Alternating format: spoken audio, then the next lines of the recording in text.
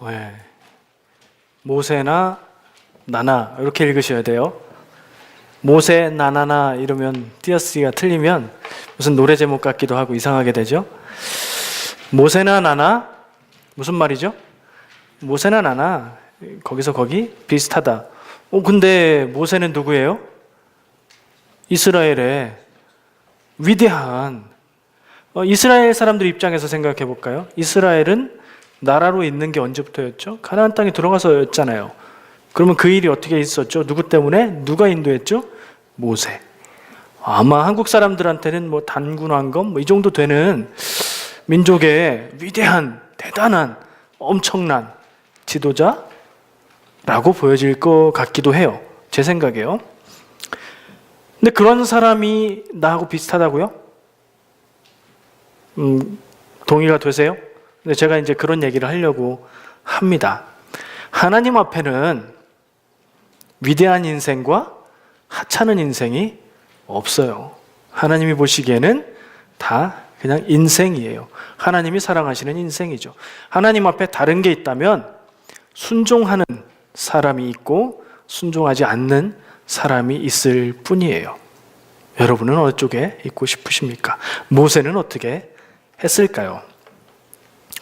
우리가 비슷한 거를 꼽아보자면 두 가지를 꼽을 수가 있어요. 모세나 나나 비슷한 점. 첫 번째, 하나님의 부르심 앞에서 못한다고 두려워하고 있습니다. 지금 몇 주째 모세 얘기를 하고 있는데 모세가 하나님이 내 백성을 인도해내라 그러니까 제가 누구이기에 그 일을 합니까? 여러 가지 얘기를 하면서 하나님의 부르심을 거부하고 있어요.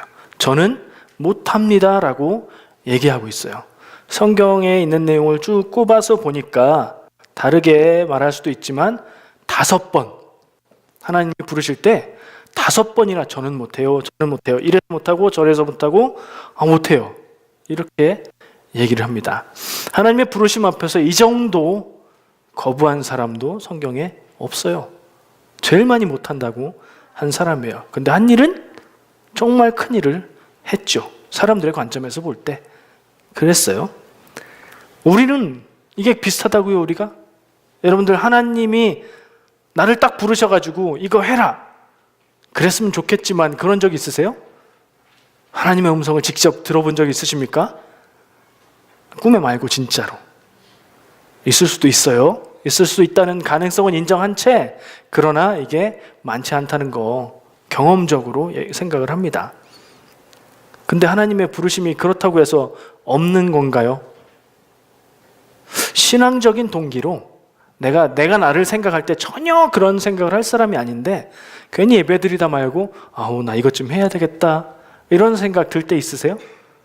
오늘처럼 광고 듣다 말고 교회에서 이런 거 하자고 그러는데 나는 평소에 이게 전혀 남 얘기처럼 들렸는데 오늘은 이상하게 귀에 쏙 들어오고 마음이 부담스러울 때 혹시 있으세요? 이거 하나님의 부르심으로 들을 수도 있어요. 또는 양심의 목소리가 있죠. 우리가 하나님께서 우리 안에 양심을 딱 놔두셔서 우리가 마음대로 살고 마음대로 죄짓고 살기가 쉽지 않아요. 불편해요. 양심의 목소리가 자꾸 나를 붙잡을 때 그거 하나님의 목소리로 들을 수 있어요. 좀 더 확대해서 얘기해 볼게요. 우리가 살다가 이런 생각 저는 있습니다. 들 때 있으신지 몰라요. 이렇게 살면 안 되는데 그런 한숨과 함께 그런 생각. 이렇게 살면 내가 살고 싶은 모습은 이런데 지금 살아가는 모습을 볼 때 이렇게 절대로 못 살 것 같은 생각이 들 때 그게 누구의 음성일까요? 제 마음의 음성일 수도 있죠. 그러나 하나님께서 그런 깨달음을 주신 것이라고 받아들인다면 우리도 하나님 앞에 하나님의 부르심의 음성 앞에 있다고 생각합니다. 그렇게 적용해보면 여러분들 하나님의 부르심을 들어보셨습니까? 뭐든지 확대해보세요. 들으셨을 거예요. 근데 우리는 그게 그렇게 반갑지 않을 때가 있고 그렇게 편안하지 않을 때가 있고 부담스럽기만 할 때가 있어요. 그렇죠? 하나님의 부르심은 대체로 왠지 부담스러운 게 사실입니다. 모세한테도 상당히 부담이 됐어요. 두 번째, 모세나 나나 같은 거, 하나님이 부르신 일에 내 능력으로 그 일을 이루어야 된다고 생각을, 오해를 하고 있습니다. 그래서 나는 이래서 못하고 나는 저래서 못하고, 오늘 본문 말씀에서는 나는 말을 잘 못해요, 입이 뻣뻣하고 혀가 둔해요, 그래서 못해요 라고 얘기하죠. 사람들은 생각합니다. 일이 잘 안 될 때는 분명히 노력이 부족해서 일이 잘 안 됐을 거라고 생각을 하기도 해요. 더 생각해보면 타고난 능력의 차이가 있기 때문에 능력이 안 되는 사람은 아무리 노력해도 안 되는 것도 있다고 생각할 수도 있어요. 근데 이거는 일반적인 일들에 적용할 수 있는 얘기고, 어떤 일인지에 따라서 얘기가 달라져요. 하나님의 일, 하나님이 내가 하기 원하시는 일, 하나님이 나한테 맡겨주고 싶은 일, 그런 게 있다면 모세처럼 이스라엘 백성을 인도해내는 일, 여러분들에게 어떤 말씀을 주시는지 모르지만 하나님이 자꾸 부담을 주시고 이거 하라고 하시는 그 일, 그게 하나님의 일이라면 노력, 능력, 이게 문제가 아니에요. 순종, 불순종이 문제지, 순종하면 그 일은 하나님이 이루시는 것을 우리가 경험하게 됩니다. 모세도 그랬어요. 못한다 하다가 결국에 순종했을 때에 하나님이 일하시는 것을 경험하죠. 이런 면에서, 이 두 가지 면에서 우리도 비슷하다는 거예요, 모세하고. 그럼 바꿔 생각하면 모세가 한 일이 인간적인 눈으로 볼 때 위대하다면 그는 하나님 앞에 스스로를 아주 능력 없는 사람이라고 고백하고 못한다고 했지만 순종하고 그 일을 했을 때 하나님의 능력으로 그 일을 감당했다면 우리도 내가 생각할 때 아무리 부족하고 연약하고 미련하고 모자른 것 같아도 하나님의 부르심 있기만 기다리다가 순종 딱 하면 하나님이 내 인생을 위대하게 쓰실 수 있다는 생각도 할 수 있어요. 나이 드셔서 인생 남은 기간 별로 없다고요? 모세는 80에 시작했죠. 젊은이들은 뭘 해야 될지 모르겠다고요? 찾아야죠. 하나님 뜻 안에서 기도하면서 하나님이 내게 원하시는 사명을 찾으시기 바랍니다. 두 번째 생각하고 싶은 것은 이유입니다. 이유. 제가 이유라고 써놨어요. reason. 왜? why? 두 가지가 궁금했어요. 모세에 대해서 궁금했고요, 하나님에 대해서 궁금했어요. 모세에 대해서는 성경에서 드물 정도로 하나님의 부르심 앞에 왜 5번이나 거부하면서 못한다고 이렇게 빼고 있을까? 모세도 배울 만큼 배웠고 경험도 80년이나 살았으니 할 만큼 했고, 하나님의 나타나심을 경험할 때 전지전능한 하나님을 알았을 텐데 왜 이렇게 못한다고 빼고 튕기고 못하겠다고 그럴까? 5가지 핑계를 살펴볼 거예요. 보시면 알겠지만 좀 심하다 싶어요. 나 같으면 이 정도는 안 했겠다 싶어요. 그리고 나 같으면 이 정도 못한다고 하면 안 시켰겠다 싶어요. 모세가 그래요. 그냥 자기가 겸손해서 그런 거 아닌 것 같아요. 그냥 자기가 능력 없는 사람이라고 생각해서 그런 정도가 아닌 것 같아요. 뭔가 심하게 반응을 해요. 죽어도 못하겠다는 반응이에요. 아마도 모세의 경험 속에, 인생의 경험 속에 아픈 부분이 있어 보여요. 하나님의 백성을 인도해서 가나안 땅으로, 구원의 길로 하나님이 뜻하시는 대로 데리고 가는 이 일이 모세가 40년 전에 어렴풋이나마 꿈꾸고 하려고 시도해봤던 일인 것 같아요. 이집트 사람이 이스라엘 자손을 때릴 때 그 이집트 사람을 때려서 죽게 만들어요. 그리고 묻어버려요. 다음 날 또 나갔는데 이스라엘 자손끼리 싸워요. 그래서 왜 싸우냐 그랬더니 누가 너를 언제 우리의 심판하는 사람으로 세웠어? 그러면서 너 어제 죽인 사람처럼 나도 죽일 거야? 죽여봐. 이러는 일을 경험해요. 근데 그게 다가 아니라 그 일로 인해서 도망자가 돼요. 그때까지는 이집트 왕자로 살았어요. 사연들은 다 아시겠죠. 이집트 왕자로 40년 살았어요. 근데 그 일로 인해서 이 모세는 광야로 도망가는 도망자, 수배자 돼버렸고요. 거기 가서 뭘 했죠? 양치는 목자가 됐어요. 이 고대 근동지방에서는 양치는 목자는 최하층민이에요. 이스라엘 자손들이 처음 요셉의 식구들이 이집트에 들어갔을 때도 고센 땅에 그들의 둥지를 틀어주게 된 그런 배경에도 이 목축을 하는 사람들을 이집트 사람들이 싫어해서 따로 거기에 땅을 주는 그런 일을 볼 수가 있거든요. 그냥 아무것도 아닌 사람으로 그렇게 40년을 산 거예요. 그 이유가 어디 있어요? 그때 좋은 일 한번 해보려고 했다가 어설프게 했다가 준비되지 않은 상태에서 용기만 냈다가 실패했거든요. 실패하면 누구나 그 일이 두렵죠. 다시 안 하고 싶죠. 아마도 제 생각에는 아마도 모세는 그래서 이 일을 그렇게도 못하겠다고 하는 것 같아요. 그리고 두 번째 궁금한 이유, 도대체 왜 하나님은 이렇게까지 못하겠다고 하는 모세를 달래고 꼬시고 막 이적을 보여주고 약속하고 그래서 결국에는 일을 하게 만드실까? 몇 번 거부했다고요? 세는 사람마다 다르겠지만 저는 5번으로 카운트를 했어요. 그거 다 말씀드릴게요.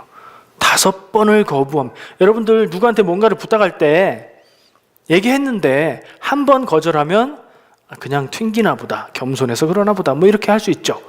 2번 또 거절해요. 다른 이유를 대면서 그건 괜찮아, 이래서 읽고 괜찮아. 3번, 4번, 5번 거절하면 어떻게 받아들여요? 이 사람이 진짜 하기 싫은 모양이구나, 진짜 못할 이유가 있나 보다, 이렇게 받아들이겠죠. 근데 하나님은 안 그러세요. 모세의 중심을 다 알기 때문에도 그러시겠죠. 근데 어쨌든 우리가 볼 때 왜 이렇게까지 집착처럼 보일 정도로 모세를 포기하지 않고 모세를 통해서만 이 일을 할 수 있는 것처럼, 하나님 전지전능한 하나님이라면서요. 모세 아니어도 이 일을 할 수 있는 다른 사람 데려다가 할 수 있잖아요. 더 궁금한 건 왜 꼭 사람을 데려다가 일을 하시는지도 사실은 궁금해요. 성경의 모든 일들을 보세요. 하나님이 직접 하시는 일 별로 없어요. 사람을 세워서 사람을 통해서 일을 하세요. 여러분들도 하나님의 일을 감당하실 수 있습니다. 왜 그러셨을까? 이거는 나중에 중간 얘기하고 나중에 얘기를 해보려고 합니다. 5가지 핑계. 지난 주일에 제가 말씀 전했던 제목, 제가 그걸 어떻게 해요? 그때 본문으로 삼았던 말씀, 출애굽기 3장 11절. 내가 누구이기에 바로 앞에 나아가고 이스라엘 자손에게 나아가서 일을 합니까? 하나님이 그거 하라고 그랬어요. 그 사람들을 데리고 나와 이 일을 명령하셨어요. 그랬더니 내가 누구이기에 그 일을 합니까? 내가 도대체 누구라고 바로 앞에 나가서 말을 하면 바로한테 그 말이 먹히겠어요, 하나님? 바로가 내 말을 듣기나 할까요? 그리고 또 그 일을 적극적으로 따라야 될 텐데 이스라엘 자손들도 내가 하는 말을 여겨듣지 않을 것 같아요. 왜? 옛날에 경험이 있으니까요. 그런 못하겠다는 얘기를 해요. 하나님이 뭐라고 하시냐면 12절에 내가 너와 함께 가겠다, 임마누엘의 약속을 해주십니다. 이거면 됐죠. 이 정도면 하나님이 함께 하신다고 하면 됐잖아요. 웬만하면. 또 3장 13절에 가면 이런 얘기를 해요. 이스라엘 백성들에게 가서 너희 조상의 하나님이 너희를 구원하라, 그 일을 내게 명하셨다, 나를 따르라 하면 나한테 그 하나님의 이름이 무엇이냐고 물을 텐데 뭐라고 가서 대답해야 하죠? 이거는 핑계 아닌 것 같기도 해요. 그냥 질문인 것 같기도 해요. 근데 쭉 분위기를 볼 때 이것도 두려운 것 중에 하나예요. 하나님께서 모세에게 처음 하시는 말씀이 내 조상의 하나님, 아브라함의 하나님, 이삭의 하나님, 야곱의 하나님이라고 말씀을 하시죠. 그래서 조상의 하나님이라는 건 알겠는데 백성들이 하나님의 이름을 물으면 제가 뭐라고 대답해야 되죠? 또 이제 어려운 점을 얘기하는 거예요. 하나님은 뭐라고 하시냐면 나는 스스로 있는 자 여호와다, 이렇게 대답을 해주세요. 2번 했어요. 3번째 출애굽기 4장 1절에 백성들에게 가서 그렇게 얘기를 하고 그래도 백성들이 너한테 하나님이 안 나타났어, 너 거짓말이야, 이렇게 말할 겁니다. 이렇게 핑계를 대요.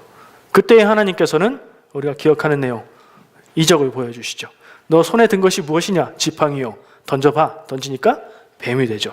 꼬리를 잡으니까 다시 지팡이가 되는 이적을 보여주세요. 그거 하나로 끝나는 게 아니에요. 그 다음에 너 손을 옷 속에 넣어봐. 꺼내봐. 손이 하얗게 나병이 생겼어요. 다시 넣어봐. 꺼내봐. 깨끗하게 나왔어요. 그것도 못 믿으면 강물을 떠다가 부으면 그게 피로 변할 거야 하면서 그것도 보여주셨어요. 이적을 보여주셨어요. 평범하지 않은 모습을 하나님이 역사하시고 이 하나님의 말씀이 사실이라는 것을 증명하는 이적을 보여주셨어요. 이제 모세도 할 말이 없겠죠? 이 정도 보여줬으면 갈게요 그래야 되는데 오늘 본문 말씀 4장 10절에 가서 또 얘기하죠. 나는 본래 말을 잘하지 못하는 자입니다. 주께서 주의 종에게 명령하신 후에도, 지금 사명을 맡기신 후에도 역시 그러하니 나는 입이 뻣뻣하고 혀가 둔한 자입니다. 또 다른 핑계를 대는 거예요. 말을 잘 못해요. 가서 해야 되는 게 바로에게도 말해야 되고 이스라엘 자손에게도 말해야 되고 백성들을 인도할 때도 말을 잘 해야 되고 말에 권위가 있고 능력이 있어야 되고 지혜가 있어야 될 텐데 나는 그렇지 못해요 라고 핑계를 댑니다. 하나님께서 내가 네 입과 함께 있어 할 말을 가르쳐 주겠다 약속을 하세요. 이야, 정말 든든하네요. 근데 다음 말이 또 정말 기가 막힙니다. 출애굽기 4장 13절 말씀에 보면 모세가 이렇게 말해요. 오 주여, 보낼 만한 자를 보내소서. 이유도 없어요. 이제는 뭐가 그래서 못하겠다는 얘기도 없어요. 어쨌든 못하겠어요 이 말이에요. 나는 주님이 보낼 만한 그런 사람이 아니에요. 뭔가 잘못하시는 것 같아요. 나는 아니에요. 나는 못해요. 나는 겁도 나고 나는 할 수 있다고 생각하지 않아요. 어쨌든 못해요. 이유도 없이 못한다고 얘기를 합니다.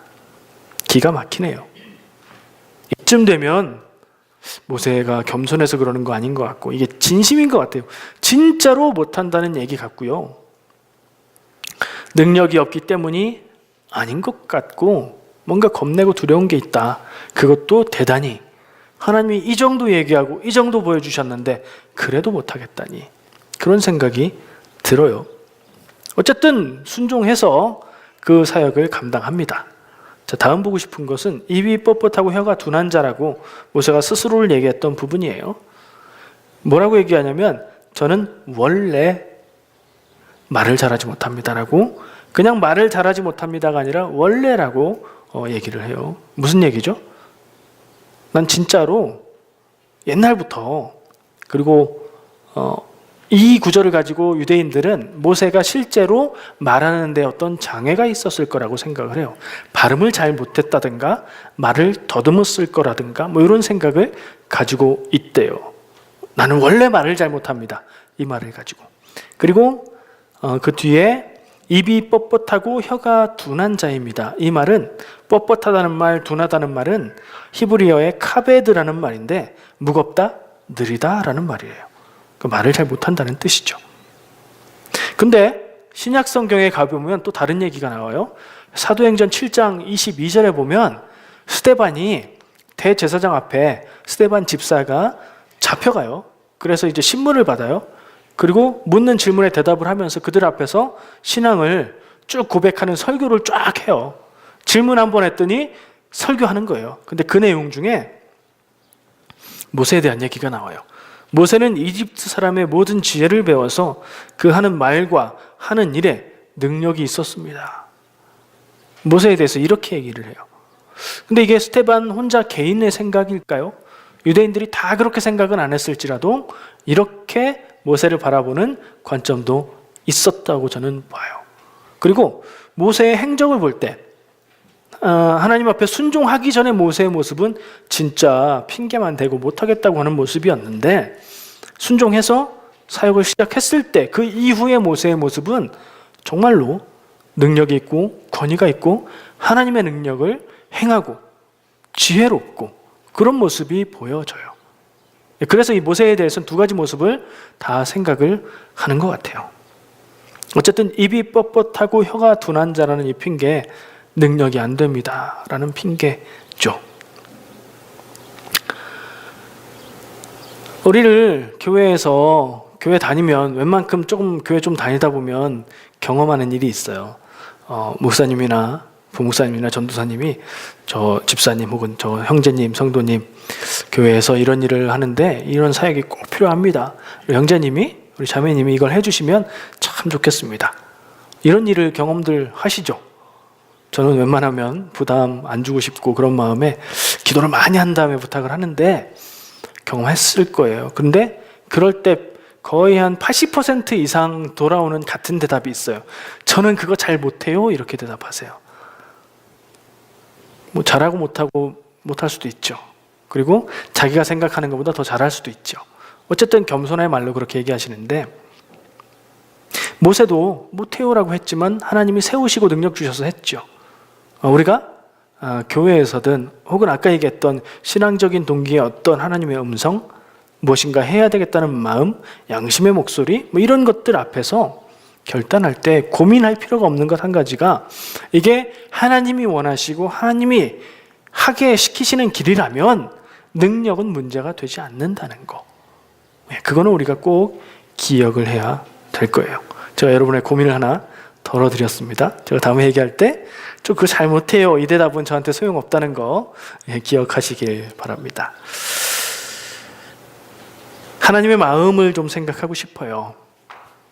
오늘 말씀에서 모세의 못하겠다는 그 대답 앞에 모세를 설득하고 힘을 주시고 능력 주시고 보여주시면서 모세를 일으켜 세워 사용하시는 하나님의 마음, 제가 아까 이따 얘기하겠다고 했던 하나님 왜 그러셨을까 하는 그 이유를 제 나름대로 묵상하면서 생각한 바입니다.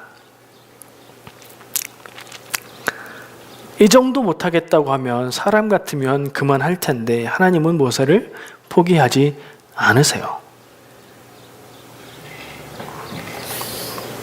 끝까지 인내하시고 모세를 기다리고 모세를 가르치시고 능력을 주시고 보여주시죠. 성경에 예수님을 배신한 사람이 있어요. 누구죠? 2명 있어요. 2명 있는 거 아세요? 예수님을 배신한 제자 중에 2명. 누구예요? 가룟 유다 1명. 그분은 배신자로 그냥 인생을 끝냈어요. 예수님을 팔았어요. 또 1명, 베드로 배신했어요. 왜요? 예수님 모른다고, 나는 저 사람과 관계없다고, 나 아니라고 3번이나. 그리고 예수님을, 부활하신 예수님 볼 면목이 없어서 고기 잡으러 떠났잖아요. 그런 베드로, 예수님은 끝까지 찾아가십니다. 찾아가셔가지고 아침밥 차려놓고 고기 구워놓고 먹으라고 그러면서 물으시죠. 네가 나를 사랑하느냐? 대답을 잘 못하겠죠. 내가 주님을 사랑하는 줄 주님이 아십니다. 그런 여러 번의 대답 끝에 예수님께서는 베드로에게 내 양을 치라, 먹이라, 사명을 감당하라. 예수님은 그렇게 하셨어요. 모세를 포기하지 않고 끝까지 일으켜서 사용하시는 하나님의 마음, 베드로를 포기하지 않고 끝까지 불러서 일하게 하시는 예수님의 마음이 저는 같다고 생각을 해요. 그리고 그 마음은 여러분들에게도 동일한 마음이라고 생각을 합니다. 여러분 스스로 하나님 앞에, 예수님 앞에 어떻게 생각하실지 모르겠어요. 제가 여러분들이 무슨 배신자다 뭐 이런 얘기하는 건 아닙니다. 그러나 우리가 생각해 볼 때 내 삶이 하나님 앞에 온전히 100% 능력이 없지만 그래도 순종하면서 살아가고 있다 말하기는 어렵죠. 그런 나를 포기하지 않고 기다리실, 모세와 베드로를 대하는 모습을 볼 때에 나를 기다리고 계실 하나님, 나에게 약속하시고 나에게 말씀 주시고 나에게 능력 주시려고 기다리시는 하나님, 나에게 하나님의 일을 이루는 삶을, 내가 그 일을 감당하는 것을 끝까지 기어코 보기를 원하시는 그 하나님 생각을 하게 됩니다. 하나님의 자녀는 누구죠? 우리죠. 우리 하나님이 불러서 복음을 믿음으로 구원받은 이들, 그 사람들이 하나님의 자녀고 그 하나님의 자녀들이 모인 게 교회예요. 하나님의 자녀를 향한 목소리가 있습니다. 처음에 이제 복음을 알기 전에는 복음을 알아야 될 것이고, 복음을 안 후에는 아는 것으로 그치지 않고 복음을 믿어야 되겠죠. 그래서 복음이 능력이 돼서 내 삶이 변하죠. 그 다음엔요, 믿음이 자라가고 예수님의 분량만큼 믿음과 지혜와 모든 면에서 자라가는 게 우리의 삶의 목표, 목적이에요. 하나님의 자녀, 그러면 교회 다니다 보면, 교회 생활, 신앙생활 하다 보면 이런 요구를 받습니다. 선교 있는데 선교에 참여하십시오. 오늘 광고 내용처럼. 남 얘기처럼 들리다가도 어느 정도 되면 이거 나한테 하라는 건가 생각도 들죠. 그럴 때 어떤 마음이 드십니까? 아까 광고할 때 어떤 마음이 드셨습니까? 에이, 내가 무슨, 나는 믿음도 대단하지 않고 나는 그런 걸 할 만한 믿음은 아니고 바쁘고 정신없어서 주일날 예배 겨우 드리는데 너무 많은 걸 바라신다. 뭐 그런 마음 들 것 같아요. 교회에서 어떤 사역을 봉사하십시오 라고 얘기하면 뭐 찬양단이나 성가대나 방송실이나 뭐든지 그렇게 부탁을 하면 아까 얘기한 대로 저는 그거 잘 못하는데요. 그런 거 안 했으면 좋겠고 그냥 예배만 드리고 싶어요. 이런 마음도 드실 것 같아요.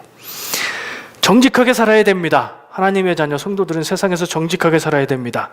당연하죠. 근데 거짓말 안 하고 살아가는 사람이 없다고 생각할 정도로 세상이 거짓으로 가득 차 있는데요.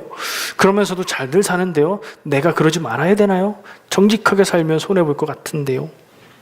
뭐 이런 생각들 하다 보면 하나님의 부름받은 하나님의 자녀로 산다는 것이 야, 이거 어떻게 사는 거냐? 내가 잘 살고 있는 거냐? 이런 생각이 듭니다. 여기서 질문을 해야 돼요. 그러니까 이걸 한마디로 얘기하면 하나님의 부르심 앞에 저는 못해요 라고 말하고 있는 모세하고 똑같은 모습이죠. 모세의 그 시점의 모습은 그래요. 우리가 솔직히 그런 모습이 있다고 생각한다면 여기서 우리는 스스로에게 질문을 해야 돼요. 뭘 물어야 될까요? 내가 기독교인인가? 내가 그리스도인인가? 내가 예수님을 그리스도라고 믿고 예수님이 나의 구세주가 된다고 믿고 예수님의 십자가에서 죽으심이 내 죄 용서하는 능력이 있다고 믿고 그래서 나는 구원받았다는 확신을 가지고 믿음으로 살고 있냐? 라고 물어야 돼요. 아니! 그러면 어떻게 해요? 교회 밖으로 나갈까요? 제가 바라는 건 거기서 다시 한번 생각하고 그런 하나님의 자녀로서 이런 부담스러운 부름 앞에서 어떻게 해야 될지를 다시금 생각하는 거 그런 길로 좀 가시기를 바라는 마음입니다. 이게 참 심각한 질문입니다. 복음을 알죠.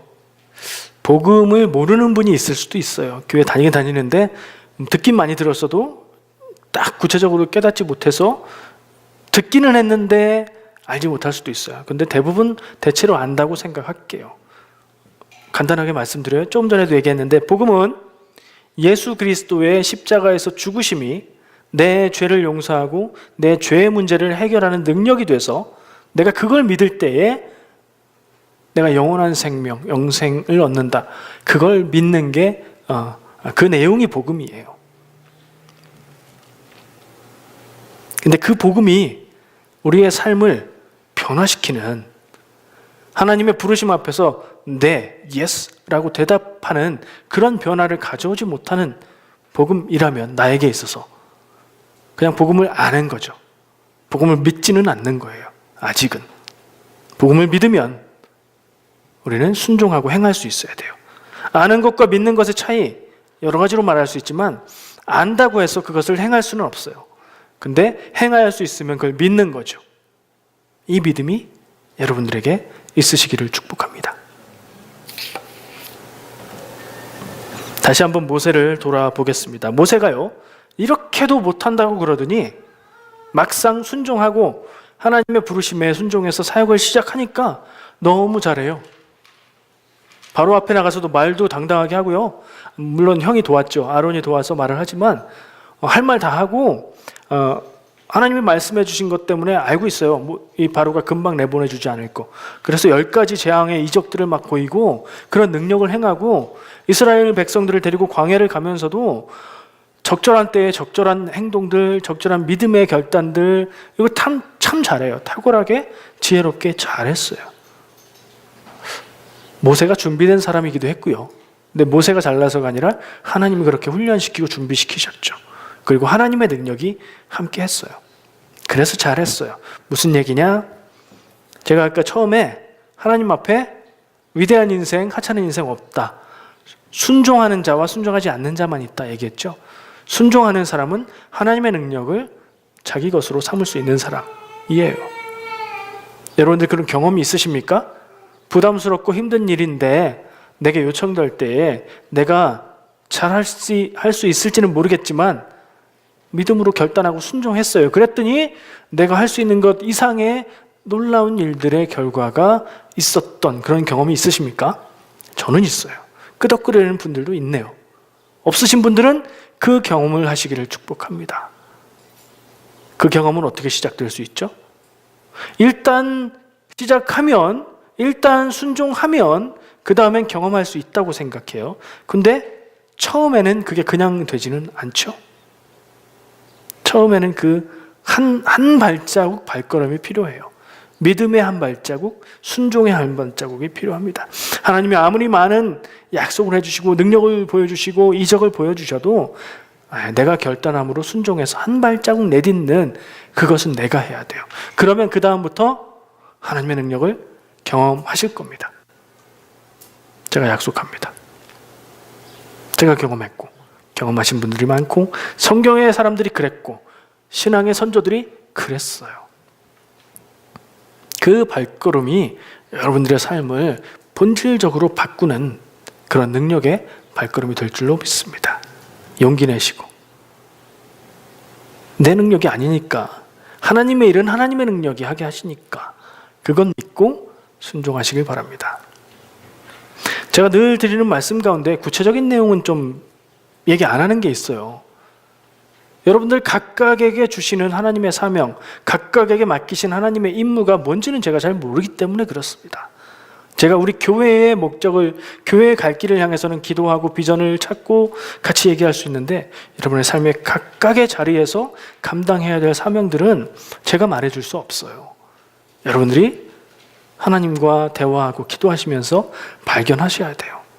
그리고 그것이 하나님의 부르심이 맞다면, 그게 확인이 된다면 순종하실 때에 놀라운 역사가 나타나게 될 줄 믿습니다. 하나님의 기다림, 위로, 약속, 이적을 보여주심을 통해서 우리의 삶의 많은 경험들을 통해서 하나님은 우리를 격려하고 위로하고 인도하고 계십니다. 그 한 발자국 내딛는 그 삶의 시작이 지금도 그 길을 가고 계시지만 오늘 또 새롭게 그 시작이 되시기를 축복합니다. 기도하겠습니다.